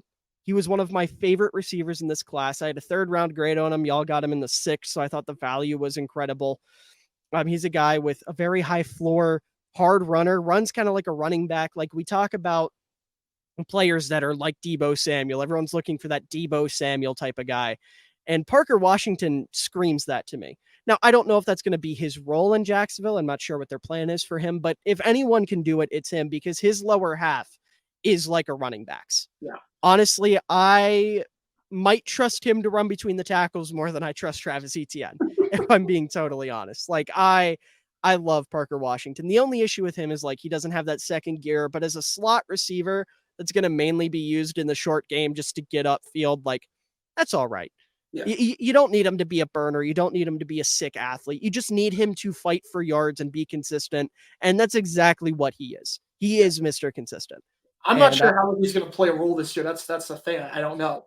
Like I like the guy. Like he had a good preseason. I like him obviously coming out of college, but obviously you got Ridley, you got Zay, you got Kirk, you got Jamal Agnew. Sure. Who's going to really be used a lot in those runs through the tackles and those slot plays. And then I don't know if Washington's making the roster, because you got a battle for maybe 2 spots with 3 receivers: Parker Washington, Tim Jones, and Elijah Cooks. And that's going to be a tough battle. Now I think Washington makes it, because he's the backup punt returner. He provides value on special teams. And again, he had a very good preseason. But Tim Jones is a very good blocker, and Elijah Cooks was just a jump ball beast. So I don't know what Washington's role necessarily is going to be. I'm not sure. Like 24 hours from now, he might be on a different team. Yeah. Listen, I don't know. If Parker Washington gets cut, he's going to get picked up early in waiver claims, and he's going to be a really good piece for somebody else's wide receiver core. Like I can see why he would get cut, but I think it would be a mistake to cut him personally. And if you do, someone else is going to benefit from that greatly. Right. Someone's taking one of the receivers that's getting cut, whether it's Tim Jones, Elijah Cooks, or Parker Washington. I don't know who's going to be the odd one out, but whoever it is, they're not passing waivers. We might get like a conditional draft pick for them. Apparently the battle is going to be very, very heated in terms of that's the big cut that people are looking out for, because we have a lot of really good receivers and not all of them can make it. Yeah. Now, I will say, you were talking up Tank Bigsby and Brenton Strange. I don't like the picks for Jacksonville as much as you did, but for different reasons. Like Bigsby, I don't think is a bad football player. I think he's a fine running back. It's just, I personally would have liked to have seen Jacksonville get more of a bruiser to kind of complement ETN. You look at a guy like Roschon Johnson, for example, was still on the board, who I thought was one of the 5 best running backs in this class. I think that would have been a better pick. I think Tank Bigsby is going to be good. Like, I don't think it was a bad pick or anything. It's just, I wish they would have went a different direction there. He'll probably make me eat my words and look great. And AJ will be right. And there'll be some weird goal line back that has 15 touchdowns this year. It's not like I think he's a bad football player. I promise. But Brenton Strange, I just don't see the vision with him. I'm going to be totally honest. Like, maybe you can enlighten me. You said you liked him coming out. I don't know if there's something I may be missing. Yeah. But when I watched him, I just kind of saw like a low end tight end 2, high end tight end 3, and I think in the second round that's really bad value. Yeah, I mean, I get that with the bad value. I get that part. I just think in terms of drafting for need, in terms of what we need. Like Evan Ingram obviously is not a very good blocking tight end. It's a great receiving tight end, but not a very good blocking tight end. He's really what we needed. And same thing with Tank Bigsby. The running game when ETN was out, Hasty's not a very good runner. He can catch the ball, but he's not a very good runner. Soup Connor has no vision whatsoever. So we needed a guy like Tank Bigsby, where it's really we could just pick up right where we left off. It's really That's fair. I think I think a lot of this draft, whether it's a good thing or not, a lot of it was about drafting for need. Anton Harrison, I think a big part of we lost Juwan Taylor and Cam Robinson suspended for the first 4 games of the season, and we knew that before the draft. We didn't know if he was going to be 4 picks, but we knew he was going to be suspended. I think a lot of this draft was drafting for need. And whether that's the right move, I'm not sure. But I think in terms of the guys that we needed and the positions that we needed, we got the best players at those positions on the board at the time, or close to the top. Because we also had a boatload of day 3 picks, so we could get value on those. I think the first 2 days it was draft for me, and then day 3 try and get the value. Because we had a boatload of picks. I think we had like 12 picks in total. I don't know why we kept all the picks. Yeah. The other big thing for me was Strange, is you mentioned needing a blocking tight end, and I totally understand that. Trust me, I totally get it. But for me personally, and again, a lot of this is just based off my evaluations and how I viewed guys, and I could be wrong. I'm not a professional. I'm not Daniel Jeremiah. I'm a 20-year-old college kid who spent all of his free time in the spring watching tape. Like I'm not claiming to be an expert, but there were guys like Tucker Kraft or Darnell Washington still on the board. And I know there were injury concerns with Washington, but he was playing in the preseason. So I think those kind of got overblown. Those are 2 guys that are not only, in my opinion, better blockers than Strange, but also are better pass catchers than Strange. And I think would have added a lot more to your offense. And that's more where my issue lies. Like, I can respect drafting for need. I totally understand that, especially when you have a roster like the Jaguars have, where you don't have a ton of holes. But I just think they went with the wrong guy for their need at that spot. That makes sense. Yeah. Yeah.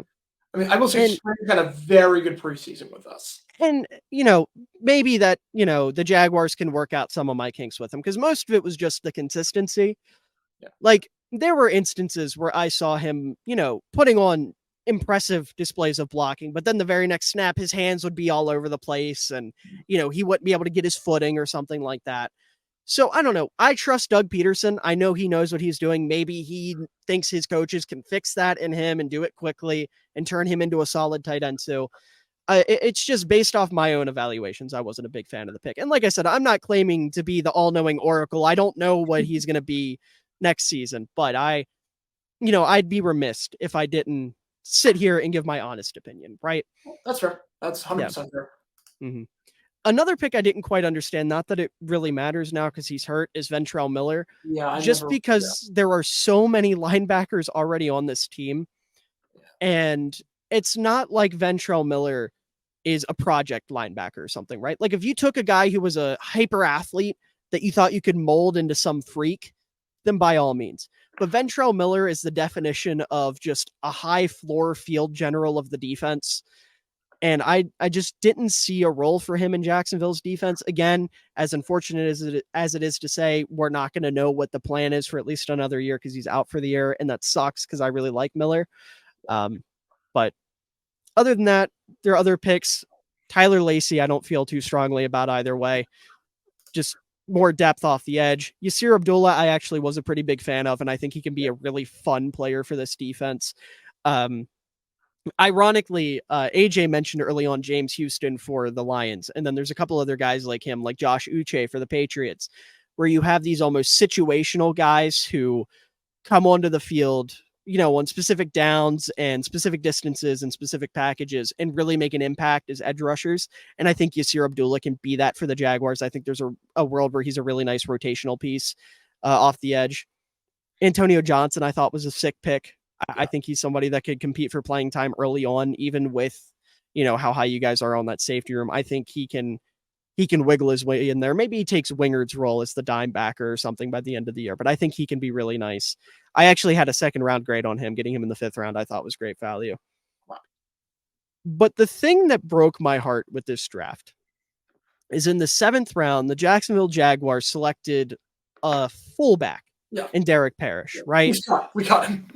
I know. And that's why it breaks my heart. Because I was like, yes, Doug Peterson has seen the light. He's going to have a fullback.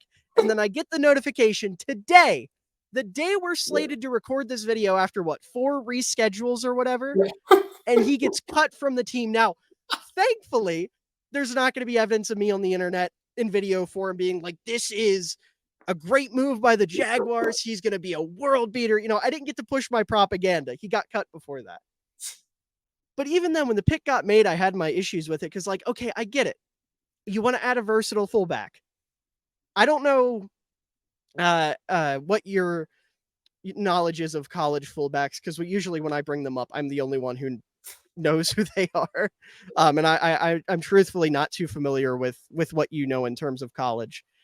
But Hunter Lipke from North Dakota State got picked up by the Dallas Cowboys as a UDFA. And I thought he was fucking incredible as a fullback. And I really thought to myself, okay, this guy is going to get drafted. He's going to be a difference maker.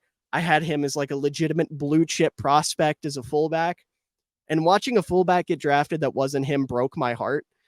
And then to see that fullback subsequently get cut before the season starts,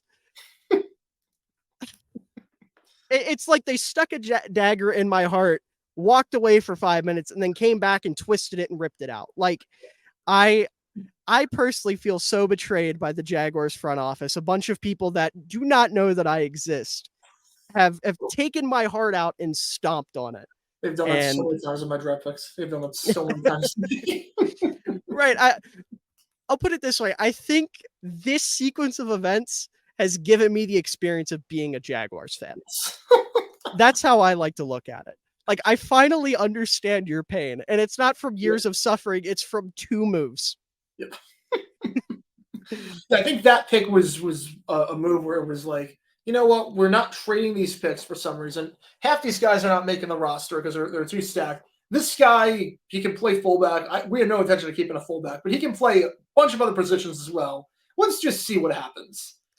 It didn't work out. He had a terrible camp. He did nothing in preseason. Yeah, I heard a lot of bad things, and I didn't want to talk about it publicly because I was like, oh no, this is not good for the brand.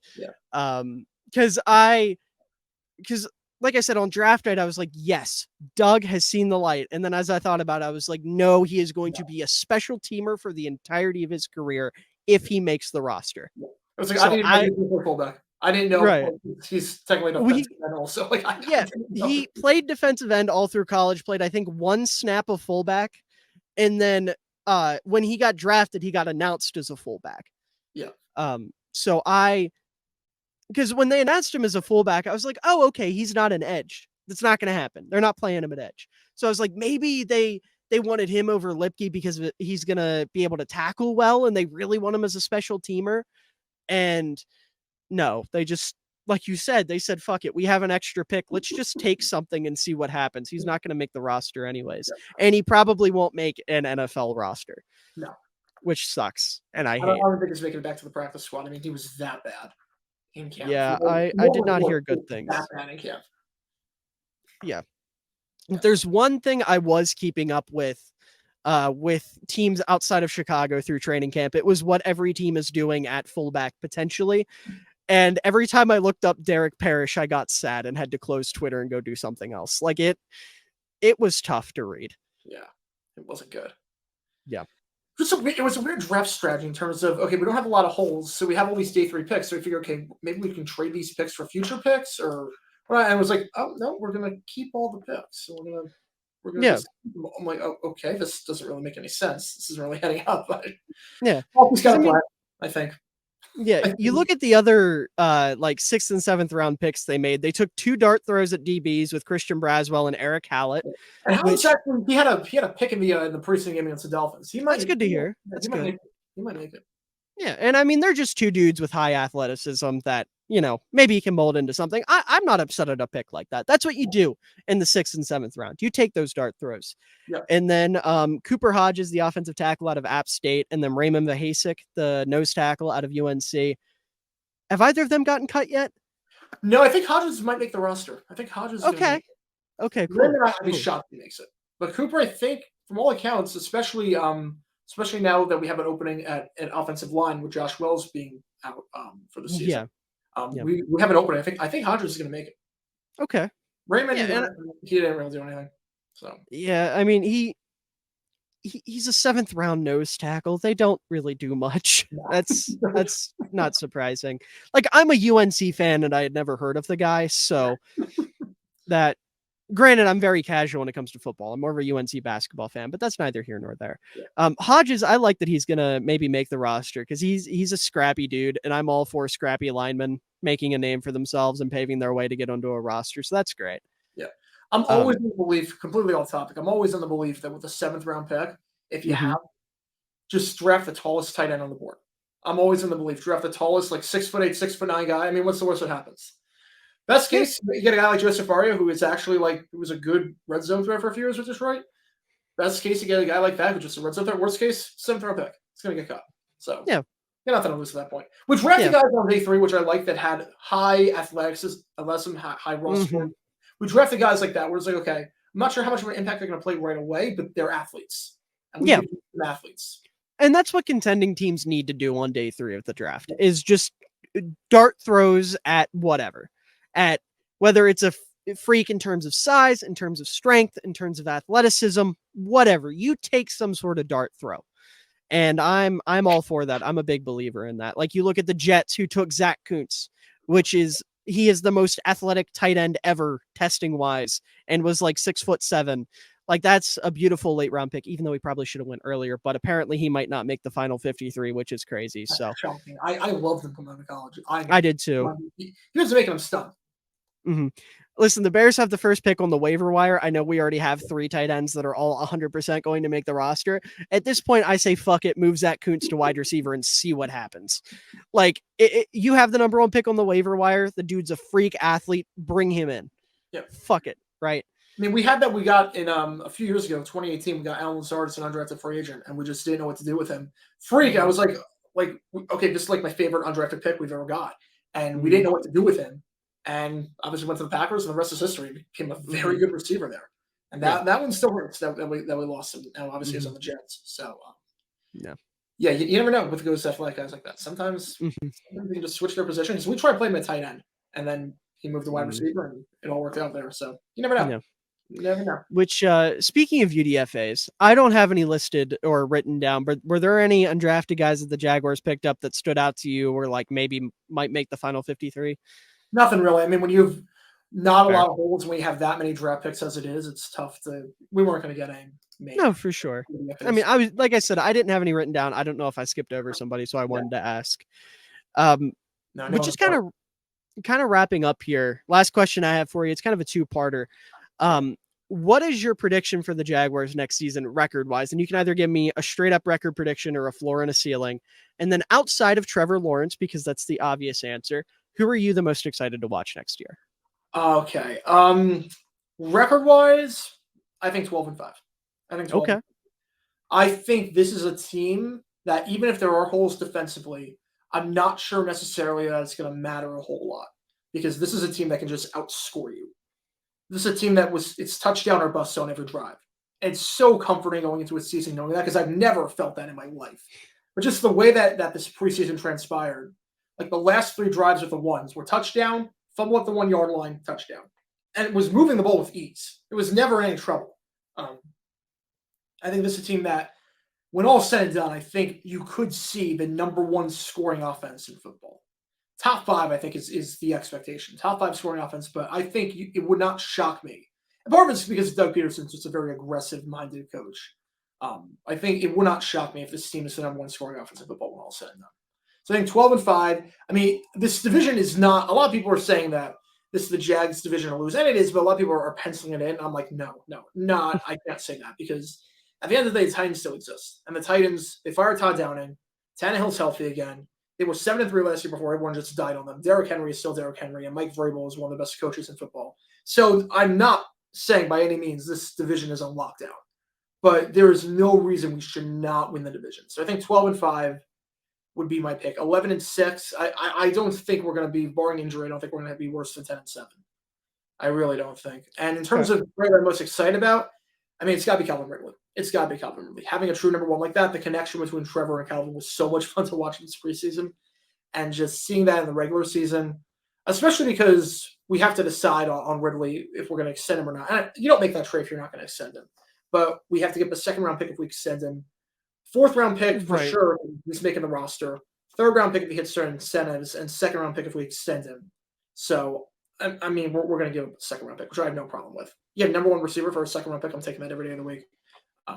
So I'm just excited to see Calvin in this connect. He looked very, very good this preseason, and he looked very, very good in camp. And I'm just excited for him. Really excited to watch what he can do. This offense is going to be a whole lot of fun to watch. It's nice going into a season. We're down 10-0, and I'm like, okay, you know what? No reason to panic. We got this. We got Trevor. We got Calvin. We got good pieces. I lived through the years. 10 years ago, our wide receiving core, our wide receiving unit was Ace Sanders, Kerry Taylor, and Mike Brown. Those were our top 3, with Chad Henne at QB and Jordan Tomlin at running back. I've suffered through some dark times. To go from that to this is just – I'm going to enjoy the ride. I'm enjoying the ride. This is the first season. Every year I'm pretty pessimistic about the team, and like last year I was pretty pessimistic. And even in 2018, going in after making the conference championship, I was like, you know what? I wasn't crazy about the draft class. Lost Allen Robinson. Wasn't crazy about the free agent moves we made. Blake Bortles, you never know. I mean, it was still the question. The jury was still out on him. So I was still iffy about 2018. I was like, you know, we might be okay, but I was iffy about 2018. This is the first time ever. I'm like, you know what? We got a team. Let's ride. Let's do it. First time ever. I'm like, this season's going to be fun. I've never thought that before. Yeah, I got to agree record-wise. I do think 11-12 wins is very reasonable for the Jaguars this year. I'm a little bit lower on the Titans than you seem to be, just because I don't have a lot of faith in Ryan Tannehill. I'm not a big Tannehill guy. I do agree that Vrabel's an incredible coach, and I think their defense will be at least okay with him, and the run game's going to be good, but that team's going to be on the shoulders of Tannehill, and I don't have a lot of faith in him at this point in his career. Yeah. I just can never count the Titans. They've done it too many times to us. And that's fair. At the end of the day, as great as last year was, we were a referee blown whistle away, if that was called a forward pass, from the Titans winning that division with Josh Dobbs at QB. So yeah. As long as Vrabel is still there, as long as Henry's still doing what he's doing, I'm not counting them out. No. Jags fans know. And that's that personal insight I allude to in the intro of all these videos. I don't have that because I'm not as connected with the team. I don't have that aching, feeling of the Titans breathing down my neck, right? I don't have that. So I think they lost every one possession game last year too. I think they were like the inverse They were the inverse Vikings, and usually they're pretty clutch. They're usually pretty clutch in like fourth quarter situations. But I think they lost every single one possession game last year, so that's not going to stand. That's usually a pretty good indicator that it's going to flip the other way. So yeah, that's true. Okay. But as for the player I'm most excited to watch, I'm going to cheat a little bit, and it's not going to be a player. It's just going to be an aspect of the team, and that is the rushing offense, because I, again, really need them to utilize their fucking playmakers in space. And despite my non-infatuation, we'll call it, with Brenton Strange, if he allows them to do that, I will be a fan. He will have repented in my eyes, and he will have made up for any issues I had with him. And I will be a Brenton Strange enjoyer if he allows them to move out in space and actually run the ball a little bit. I will say, if I had to pick an actual player, I'd probably go with Josh Allen, just because, like I said, I think he can explode and be like a legit top 5, top 8 edge rusher next year. But I'd be lying if I said the aspect of the team I'm most excited for wasn't the rushing offense. But yeah, and the rushing offense was dominant this preseason. That's the other thing. The rushing offense. I don't think in the preseason we had a single negative run. I don't think. I could be wrong on that, but especially with the first string, I don't think we had a single negative run, at least from what I remember. Like ETN didn't have any runs that got stuffed. Bigsby, I think the first like 2 or 3 first 2 drives against the Cowboys went pretty, but after that, no runs that got stuffed. Like I think the run offense, especially in blocking, it's gonna dramatically improve. Especially because Luke Fortner going into his second season, he's really started picking up the end of the first year. I really like him at center. Yeah, true. Absolutely. But with all that being said, I think that about wraps us up here. Before we go, Colin, if you would like to plug anything, by all means, the floor is yours, and I will make sure all of the links that you provide are in the description down below. All right, sounds good. Thank you again for having me. So I have my YouTube channel, Jaguar 9. I do daily videos about the history of the NFL, weird and wacky stuff that you won't find anywhere else. And during the season in particular, I do a lot of episodes of Dumb Decisions, where I break down the stupidest things coaches do. And Nathaniel Hackett, I'm so upset that he is no longer in Denver because he gave me a gold mine of content last year. Arthur Smith, you're on watch. You're on watch, Arthur Smith. I also have a college football channel called Jaguar Gator 8, where I talk about the history of college football. A baseball channel, Jaguar Gator 7, where I talk about the history of Major League Baseball. I post on that semi-frequently. Jaguar 9, I post pretty much every day. I also have merchandise if you want to support the channel on jg9shop.com. I have a Patreon where you get early access to videos. You can request video topics for me to cover. You get your name at the end of each video. I have YouTube memberships, pretty similar thing. I live stream all of the games, the Thursday night, the Sunday night, and the Monday night games. I live stream all that on my YouTube channel. And every Wednesday night, we play live NFL trivia on my channel on Twitch at Jaguar 9 NFL and on YouTube, where we play live trivia. And basically, the winner of the trivia game, it takes about 90 minutes, every Wednesday night at 9 p.m. Eastern. The winner of the trivia game wins 50% of the money that is in the pot. And we usually give, I think over the past 3 years, we've done it for 3 years now, and we've given away over $10,000 over those. Damn.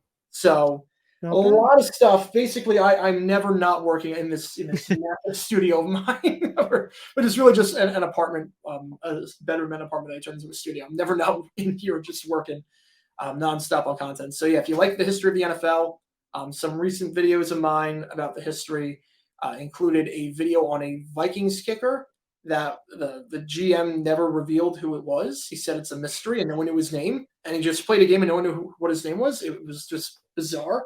That video is coming out on August 29th. So I'm not sure when this vid's done, but it'll be out by the time this goes up. This will probably be up the 30th, 31st. Yeah. I've got a lot of Bears history videos as well, if you like Bears history. The one where there's one in particular from 1970 where the Bears quarterback, Bobby Douglas, he roomed with his head coach. He literally he was like, I need to know the play. Like, I need to learn the playbook. I'm starting this week. I need to learn the playbook. And the coach was like, I'll move in with you. It actually worked out. Like, okay. That's a hell of a strat. Weird situation. So, yeah, a lot of cool stuff on the history of the NFL on my channel. We got about 1,100 videos posted every day for the last 3.5 years or so. So, damn. Yeah. So, if you need NFL history, I'm your guy. I am your guy.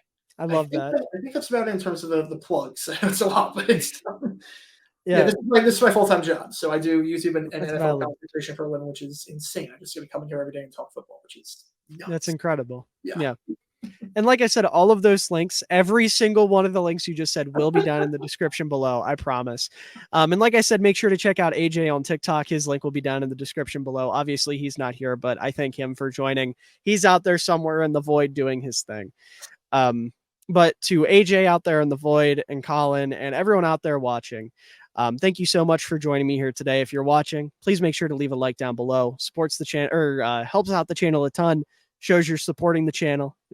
Appreciate it. Means a ton. I'm tripping over my words right now. I have been up since like 7 a.m. It's been a tough day. College sucks. And also make sure to subscribe down below. Again, shows your support. Helps out the channel a ton. We've got a bunch of fun stuff coming throughout the NFL season.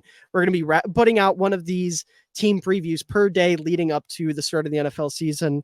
And also maybe after the kickoff game, depending on how things shake out, scheduling stuff. And I really put myself in a corner, but I promise they will all be out by the first Sunday of the NFL season. So at the very least, we'll have that going for us. But to everyone out there watching and AJ and Colin here joining me today, I hope you all have a wonderful day, evening, night, afternoon, whatever time of day it is for you. I hope you enjoy it because you're all wonderful people and you deserve it.